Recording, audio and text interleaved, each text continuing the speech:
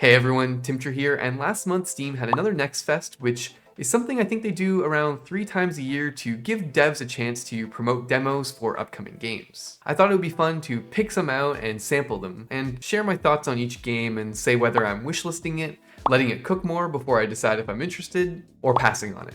Also, some of these demos have been out since before this Next Fest, or have already released in the time it's taken me to make this video, but I'm still throwing them in here anyway, cause this is my channel and I make the rules.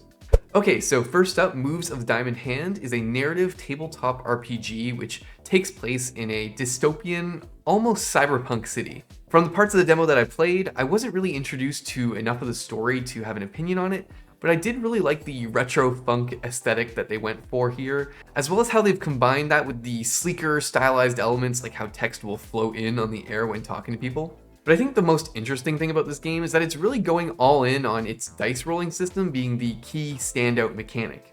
Pretty much everything you do is determined by dice rolls, and let me just say, though I'm not really sure this is my type of game because I typically prefer a little bit more action, I'm pretty impressed with the dev coming up with a dice rolling system that is actually pretty intuitive.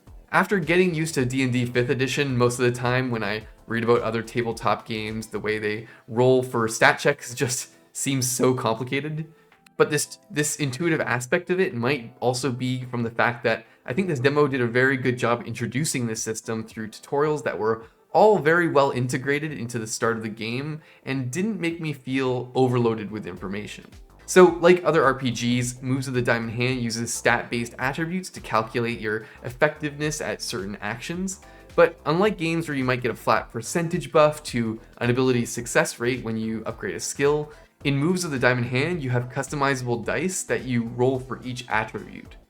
Each of your dice start out with 3 blank faces and 3 faces with 1s, and using points that you earn through various actions, you can improve the faces of each die, like giving a blank face a 1, or upgrading from a 1 to a 2 to a 3, and so on.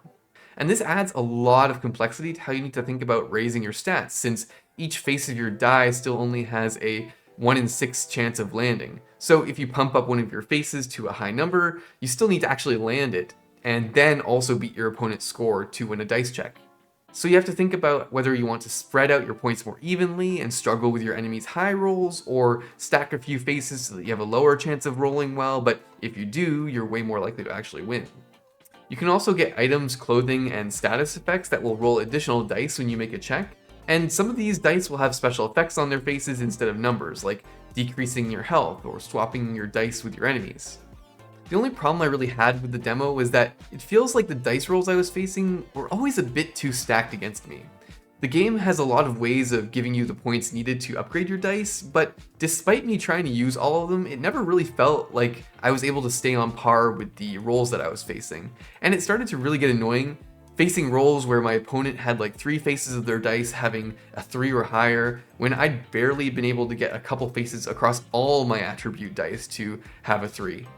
You might argue that this is me just being unfamiliar with the system, and that could be the case, but if the demo area is supposed to be the introduction of the game or get people enticed into the game, I think it should be a little bit more forgiving to help people get familiar and confident with this system, especially since it's a very new system.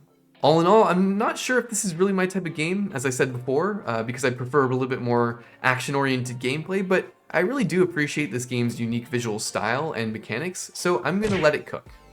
Aneurism IV is our next demo, and this one is actually multiplayer. It's kind of a roleplay game that takes place in a dystopian, grimdark city, and my thoughts on this game kind of experienced a roller coaster as I played.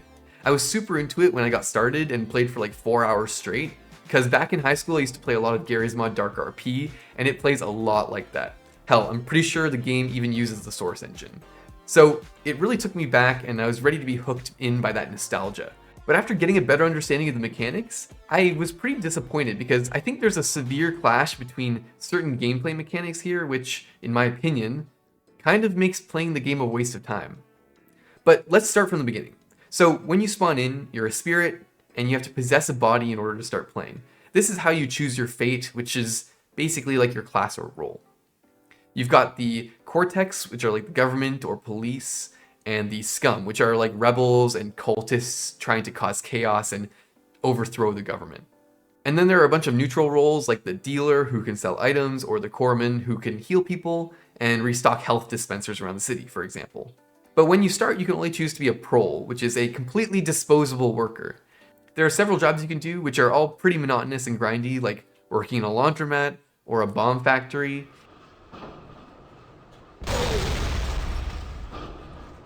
And by doing this, you earn money and also this. I'm not gonna bother trying to pronounce this, but it's kind of like a meta currency that you can spend when you die to select better roles. I think the idea with this currency is to add some consequences to dying and discourage people from running around getting themselves killed willy-nilly like they did in Gmod Dark RP. Now, with your money, you can actually buy stuff that you need to survive, like food or health, but you can also buy apartments and even shops that you can stock with items for people to buy. Shops will even stay working when you're offline and earn you money if people use them. And I think the idea of this is all really cool. The city is also really visually interesting with its grimdark aesthetic and all this like oppressive atmosphere, and it feels like there's definitely been a ton of work put into the design of it.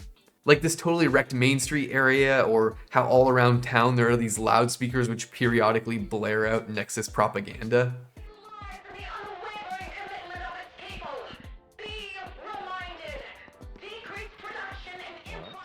And this dark, oppressive world and how hard it is to survive, to me, makes actually surviving and scrounging out something resembling a living in this city feel so much more rewarding. And like I said before, I like the dark RP vibes of running around the city, getting into shenanigans with other players, and creating this sort of underground community where everyone's trying to earn money and get ahead, and where you form these little alliances with people or create enemies, and the interactions caused by the different jobs and factions.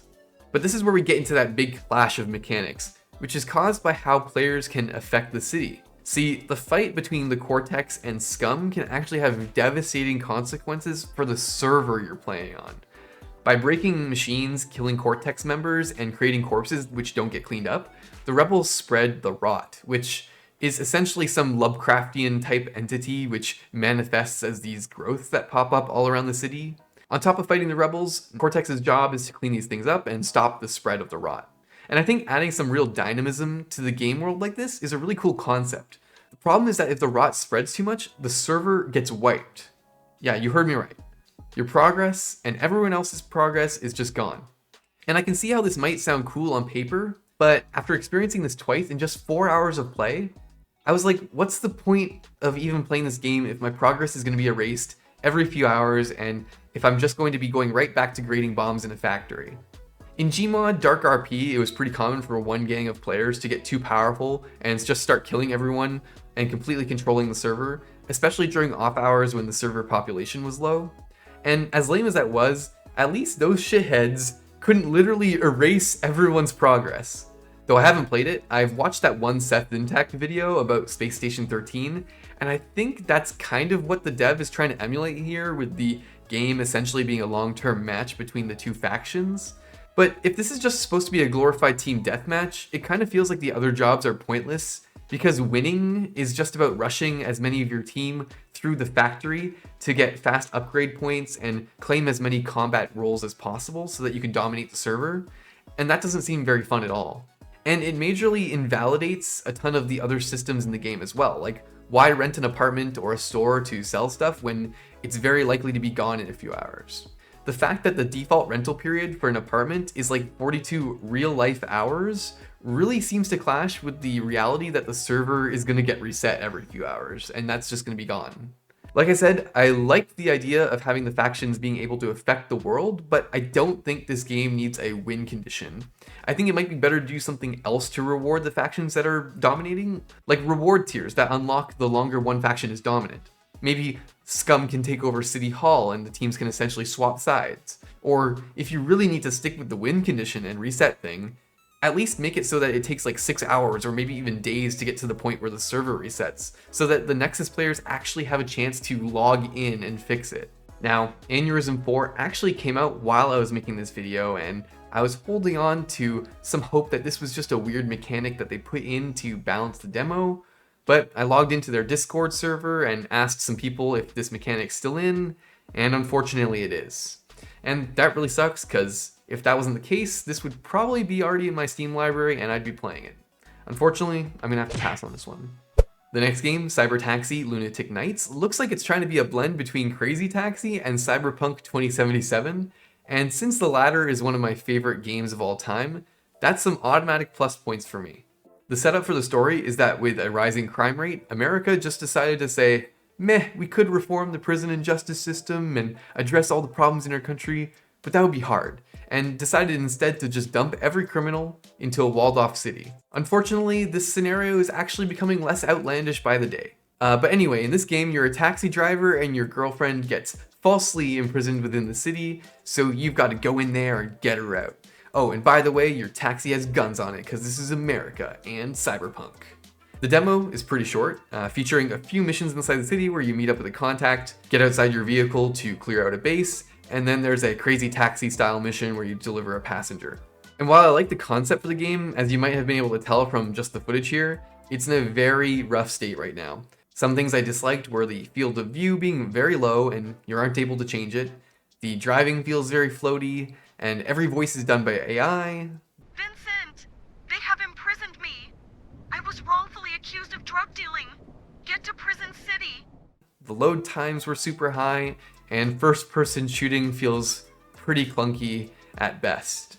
It wasn't really fun to play, but there's a vision here. I don't want to just write this game off. This demo only came out like a couple months ago at the time of making this video, so I'm going to trust that this is just a very early state of the project. Like, the inside of the taxi has a lot of character with all the wires and circuits sticking out and all the different screens and panels installed haphazardly around that tell you about the car's health and fuel and stuff.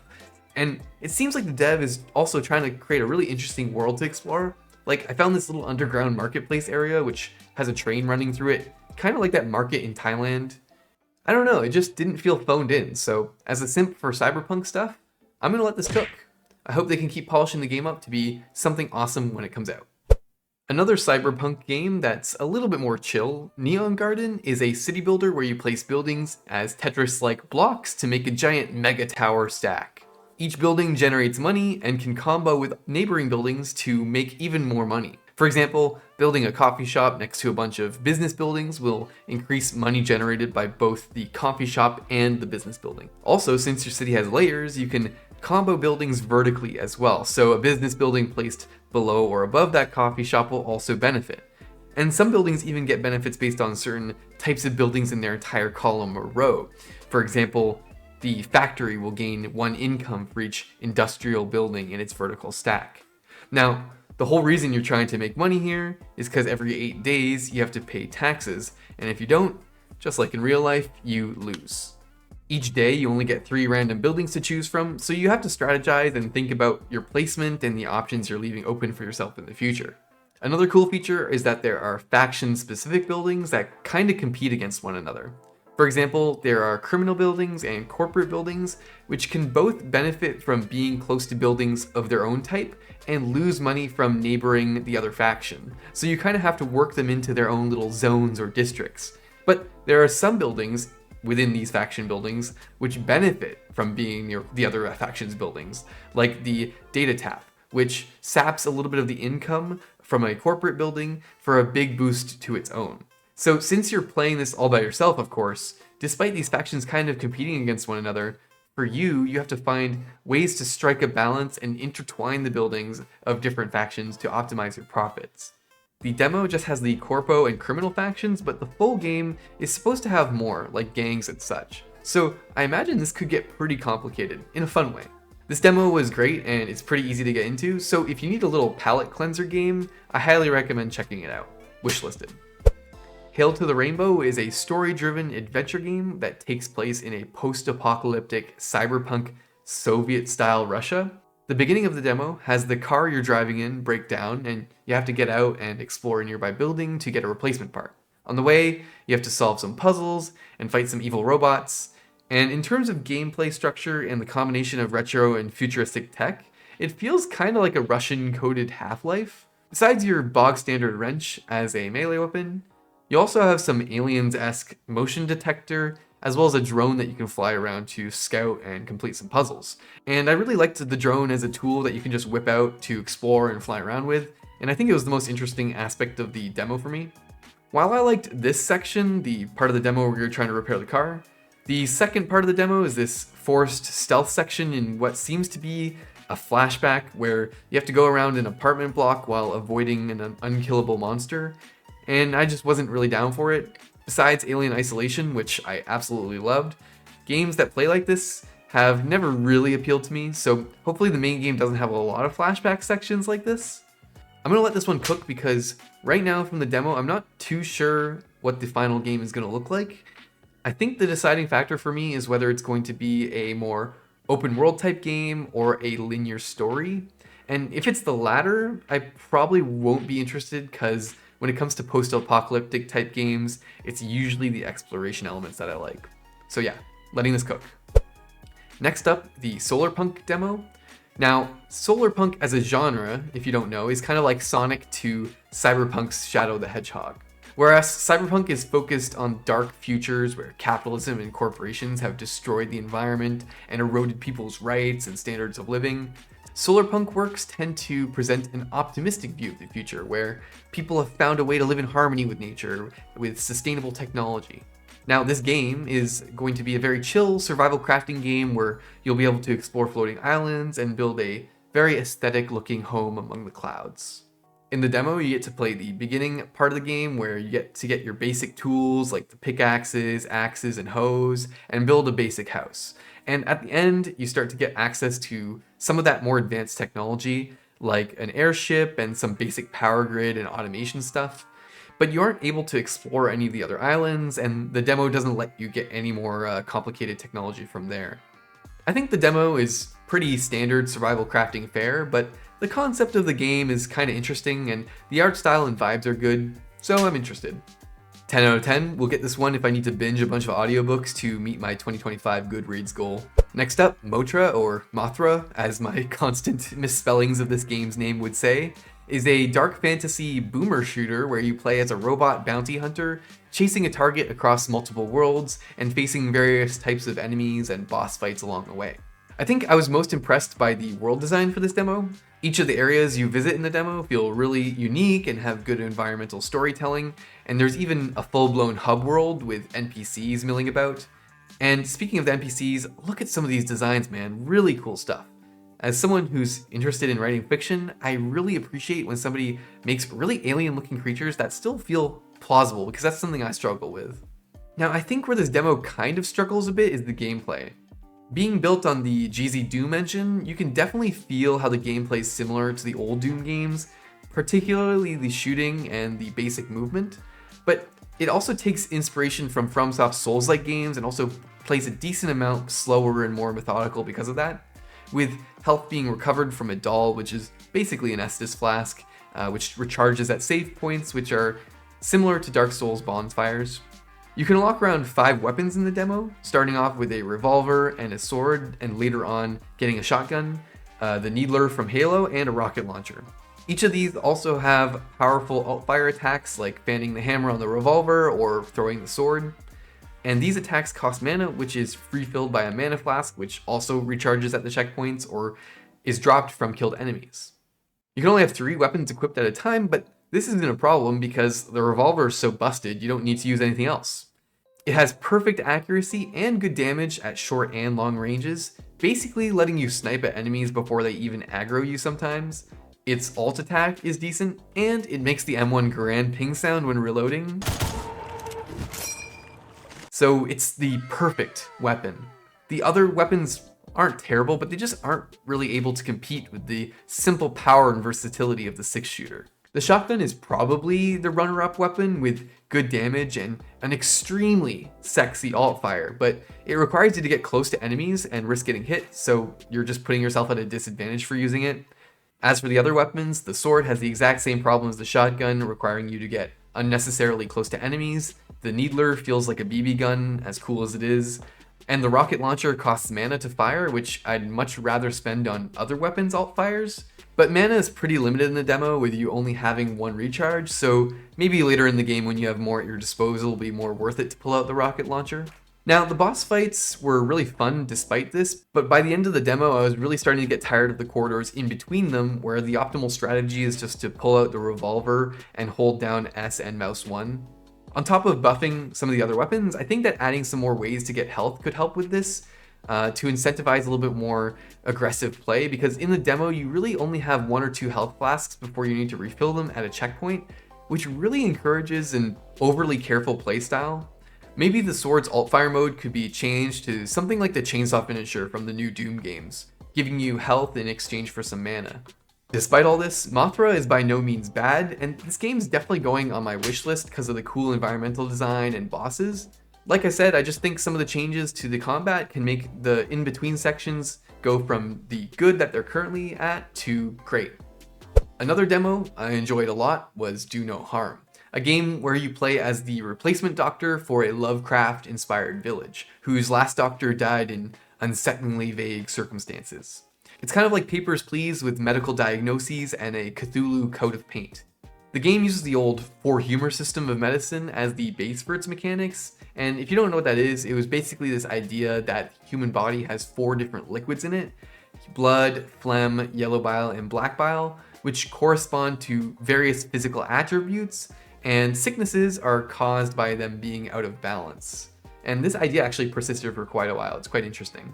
But anyway, in the game, a person will come in, describe their symptoms, and you have to go into your medical book to see what type of humor you need to inject to cure them.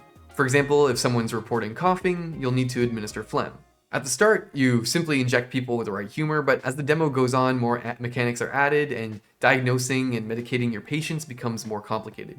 You have to start administering the right dosage on top of the right type of medicine, and you can determine this through either identifying the types of boils or other skin problems a patient has, and later on, some patients will come in who can't describe their symptoms, and you'll have to use special mixtures to gradually tease out what type of medicine and dosage they need. And I really like that this game has multiple ways to come to a diagnosis, and sometimes good old trial and error works, and sometimes it doesn't. There are a few mechanics which I thought could be explained a little bit better, like this humor circle thing, which you're supposed to be able to use to diagnose what type of medication someone needs based on the reaction to the previous dose, but I found this to work really inconsistently, and despite rereading the instructions a bunch of times, sometimes the results just didn't really make sense. Like, they seemed kind of random, so maybe that needs to be explained a little bit better. There's also the Lovecraftian aspects of the game, which occasionally creatures will come in and you'll have to take laudanum to maintain your sanity, kind of Darkest Dungeon style. And there are also strange townfolk who come in to talk to you with ulterior motives, asking you to do certain things to help out the local cult members, for example. So yeah, Do No Harm, pretty cool, despite maybe some things needing refining. The game has come out since I played the demo, so you can check it out right now if you're interested, but right now I'm just wishlisting this one because I lack the requisite currency. Now, Kaiju Fishing, I don't want to be too harsh with this one because based on how long it's been in development, without seeing a lot of progress, it just seems like this is someone's side project that they might be casually working on, but at the same time, I felt baited by this demo and it really just wasted my time. First off, the controls and basic menuing leave a ton to be desired. Before I even launched the game, Steam told me that I need a controller, which is fine, but then when I'm actually in the game, every fucking menu action required me to put down my controller and use the keyboard to do it, with an added little input lag as the game switched input modes each time, which made going through every tutorial pop up just eventually painful. Second off, you actually don't get to fish some kaiju in the demo. There's one outside the map that you can see, but in the demo you actually just fish these little tadpole kaiju, and the fishing really wasn't fun because your fishing line breaks extremely fast, to the point where the fishing minigame felt extremely dragged out and a little unfair because you basically just have to sit there and edge your trigger button. I don't recommend playing this one as it seems like it's still in a super alpha state with a ton of placeholders and not a lot of the mechanics and graphics nailed down yet. If the dev of the game is watching this, I really hope you keep working on the game, and I know that game development is hard because I'm not doing it. Like, seriously, doing all of it as one person requires you to learn like 10 skills, and I'm too dumb to do it. I could always try to keep that in mind when I review games, because it's easier to review games than make them. With that being said, if I could give you some advice, it would probably be to take down this demo until you have a better working version, because demos are supposed to raise interest in a game, and the state of this demo actually left a bad taste in my mouth of your game. So probably best to maybe refine it a little bit more. Maybe put it on itch.io or something. Okay, so next one, Order 13. This is another one that released as I was writing this script, and unfortunately, I also don't recommend this one, because I found the gameplay to be just really kind of shallow. In this one, you're working as a warehouse worker who apparently lives in the warehouse, Amazon's wet dream right here, and you've also got a pet cat to quote-unquote take care of. And I say it like that because you don't really have to do anything complicated, you just go out into the warehouse to find the requested items while avoiding the monster, and while you're gone from your room, the cat's just like, I don't know, social need bar goes down. So the cat is essentially just a time limiter that means you can only deliver a certain amount of items before you have to go and rest and move on to the next day. And I'm not sure what it is, but I'm just surprised to say that as much as I love cats, just adding one to a game doesn't seem to make it better. I know that the idea here is to pressure you to move, but it just didn't really feel like a compelling mechanic to me. On top of that, I gotta say that the monster looks really goofy. Like, if you're gonna play this game and don't want to be spoiled, just skip to the timestamp on screen. I'll give you a few seconds to do that before I show it to you. Okay, so here it is. It just really doesn't fit with the art style of the rest of the game, with its cartoonishly large head and weird animations. It just feels like this was a poorly chosen Unity asset, if I'm gonna be frank. The last straw that made me quit the demo was the monster aggroing onto me from a large distance while I was crouched and in the dark, which just felt like unfair bullshit, and I didn't want to deal with it. As I said before, the game's out and the full release is only like $10, and it is rated very positive, so maybe give it a try if you're interested, but as somebody who doesn't like horror games that much, I'm definitely gonna pass. Next up, White Knuckle. I chose this one because I used to rock climb in real life, and because of that, I'm always interested in new rock climbing mechanics in video games. I think these mechanics are only really just starting to be explored by games with enough depth, so it's cool to be witnessing that growth. Anyway, White Knuckle is a roguelike game set in a dark, semi-randomized industrial facility that you're trying to escape from. You climb using your left and right mouse buttons to grip onto ledges or handholds with your left or right hands respectively, and each hand has stamina that's drained while you're holding onto something, symbolized by the hand shaking and getting redder and eventually letting go when you run out. There's also a resource management aspect as you collect items as you climb that can help or are sometimes needed to progress. For example, you can hammer in new handholds or throw metal bars or ropes into the walls to swing on. I think it's a good concept, but I found the inventory management really clunky. Pressing tab to open your inventory shows this kind of central pouch where you can store items, along with side slots where you can store items for each hand. Pressing 1 for your left hand or 3 for your right hand will toggle the item in these slide slots in and out of your hand, while pressing 2 allows you to swap the items between your hands. And I think it's a creative inventory system, but I was really frustrated with trying to use it under pressure. Each hand has maybe only 15 seconds of stamina, so when you're on the wall and trying to grab an item, you really don't have much time to be in your inventory, especially when you've already been climbing and your hands are already slightly tired. Another thing that turned me off is that you're forced to climb at a minimum speed because there's this eldritch mass that slowly rises and kills you if you fall into it, which resets your run. For a game like this, I think I'd prefer being able to complete things at my own pace and having checkpoints, especially when you need to faff around with the inventory system, which caused me to fail quite a few runs. But I realize that isn't the vision the game dev is going for here, so for that, I'm probably just going to pass on this one. Not because it's bad, but just because it's not the type of difficulty that I'm vibing with right now. Next, Blueprints is a roguelike puzzle exploration game, and in this one your uncle's passed away and left you a fortune, but to get it, you have to find a secret room in his mansion where the rooms mysteriously shift around each day. Gameplay-wise, it honestly feels a lot like a board game. You walk around in first person, but each time you go through a door, you get a choice of one of 3 room tiles to place down on the map and build off of the room you're in. In these rooms, you can find items like keys, coins, and gems, which can be used to unlock doors or be spent on upgrades. And these often require you to solve a puzzle, like this one where there are 3 chests, each with a different statement on them, and you have to figure out which one of them is telling the truth. You can also find items that give you bonuses, like the shovel, which lets you dig in certain spots for extra resources. The goal for the demo is to reach the antechamber at the northmost point of the map, and you fail a run if you run out of paths to take due to the doors looping back into each other, or there not being enough space to expand. You also have a limit to the amount of rooms that you can enter per day, but I didn't really find that to be something I struggled with. The demo lets you do 4 days total, and when you reset your run, pretty much nothing carries over in terms of items, but it seemed to me that when I discovered new rooms, these got added to my deck, I guess, of tiles and became much more common. I did feel like this demo was a little bit too hard. My main issue was that I just wasn't getting pieces that went northward, so I really struggled to get to the end. The game did say that this was supposed to happen as you get to the middle of the map, but it seemed a little bit overkill, as even though I really tried to leave as many open pathways as possible and not cut off routes too early to try and get the best chance of one route getting to the end, about halfway up the map it was just like I was getting no pieces that would let me go forward. Maybe it's just the case that because the demo was limited to 4 days, I just wasn't able to get enough upgrades to do it, but nevertheless this was a little bit frustrating. But back to things I liked. The cel-shaded art style and the very chill vibe the game has was very welcome. You'd expect exploring a mansion like this to be kind of creepy, but it isn't.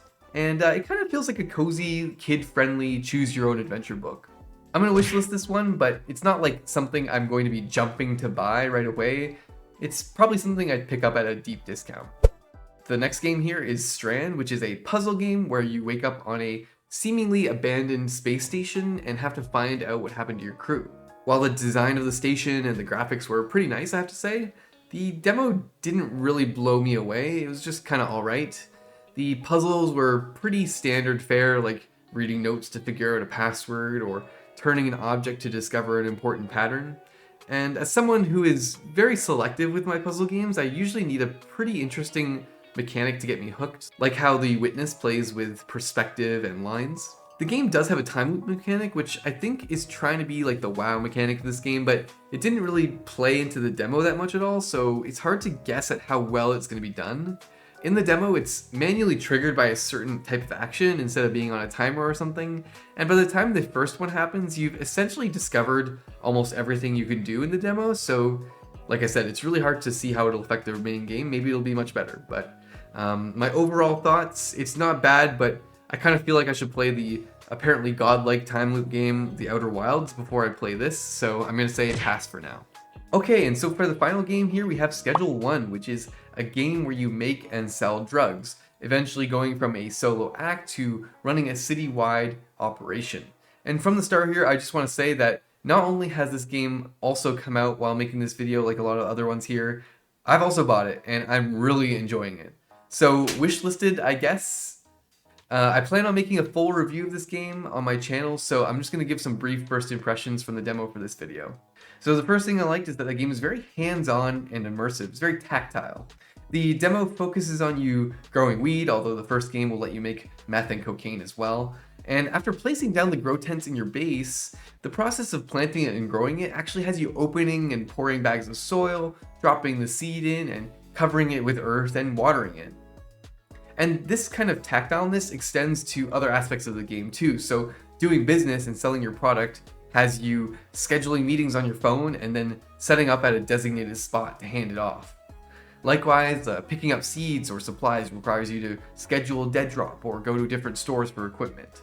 And this kind of contrasts to a lot of the games like this that I've seen and watched people play on Twitch, which seem to be doing a more static, like run a dispensary type approach along the lines of Supermarket Simulator. And I liked how in Schedule 1 you don't really spend most of your time passively in your base, and you have to move around the city being wary of police in order to get things done. It really made me feel like I was the new guy in town, actually getting familiar with the best routes to the city and getting familiar with my customers. And on top of this, the game has a decent, semi-stylized art style that really just sets it apart from the hundreds of dime a dozen Unity simulator games that all have that, like, I don't know, Unity asset store style. I also liked how you can create custom strains by mixing different ingredients into the weed, increasing its price and adding cool new effects. But this is really getting into territory that I'd like to cover in a full video, so as I said before, I'm just going to leave it here, and I think for now, we should start wrapping this video up. So now that I'm at the end of my script, I'm a bit surprised because when I first started picking games for this video, I was pretty sure I'd like them all. So I'm surprised that I only came out with a handful of definite picks, those being Neongarten, Solarpunk, Mohtra, Do No Harm, and Schedule 1, of course. And I think it's kind of cool how making this video kind of put into perspective how my tastes in games are changing over time, because I feel like I would have been way more receptive to a game like White Knuckle a couple years ago, especially since I really liked Getting Over It by Bennett Foddy.